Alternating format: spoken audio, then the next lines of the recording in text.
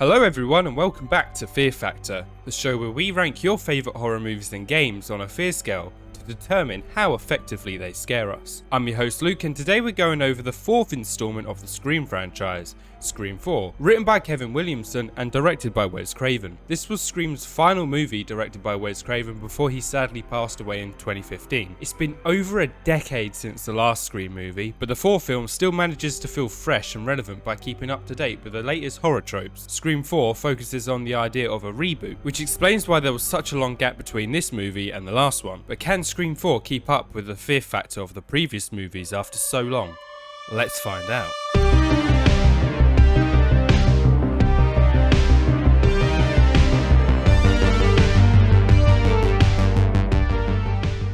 The opening scene of Scream 4 is a great example of the movie's self-awareness. It opens with two unknown characters who end up getting killed by Ghostface, but this turns out to just be a fictional movie within the movie called Stab 6. The characters in the next scene are watching Stab 6 until one of the girls decides to kill her friend. But wait! There's more! Hang on to your seat, baby! Cause this one's a screamer! But it just turns out that this was just the opening of Stab 7, where they watch Stab 6 at the start of Stab 7. It's a fun and clever way that sets the tone for the movie while messing with the audience's expectations. But the real opening starts when the two characters who were watching Stab 7 get killed by the real Ghostface, for realsies this time. The performances in Scream 4 are incredible, with the returning cast members delivering strong performances as their iconic characters, and the new additions of the cast such as Jill Roberts, played by Emma Roberts, and Kirby Reed, played by Hayden Panettiere, a fan favourite who we see return in Scream 6 after her supposed death in this movie. While Scream 4 is not overly gory, it does have some pretty gruesome moments. For example, the scene where Ghostface stabs Olivia repeatedly is very graphic, and the aftermath of the attack is shown, with blood splattered all over the walls and furniture, and a reveal of her body with her inside spilling out everywhere in extreme detail is enough to put anyone off eating sausages while watching this movie. The music in this scene, composed by Marco Beltrami, is also extremely intense, which makes the moment all the more anxious to watch. Combined with the remarkable acting from Emma Roberts and Hayden Panettiere, who are watching their friend get brutally murdered in front of them, with absolutely nothing that they can do about it because they aren't in the same house as her. There is also a scene which is noteworthy of Officer Perkins, played by Anthony Anderson, who is stabbed in the head and stumbles to the ground, blinded by his own blood.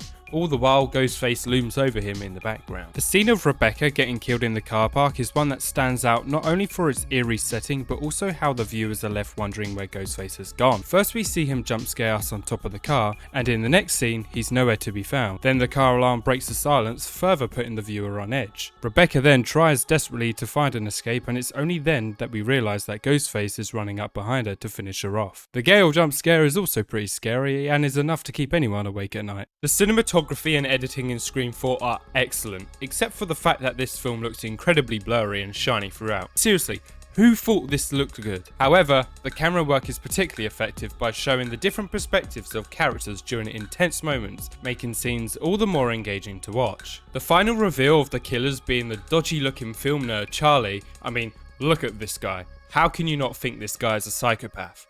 And the other, being Sidney's cousin Jill, is a satisfying payoff, with a lot of references to the original movie's reveal.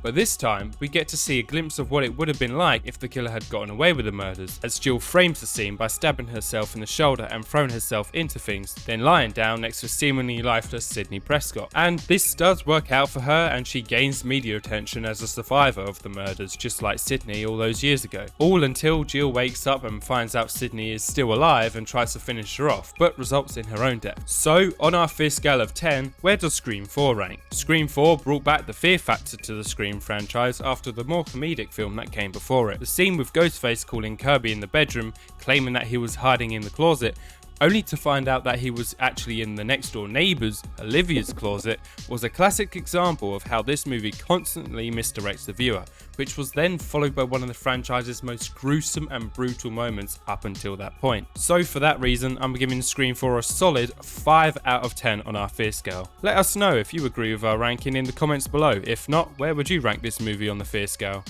Thanks for watching this episode of Fear Factor. Be sure to tune in next time as we review and critique more horror movies and games to determine just how scared they make us.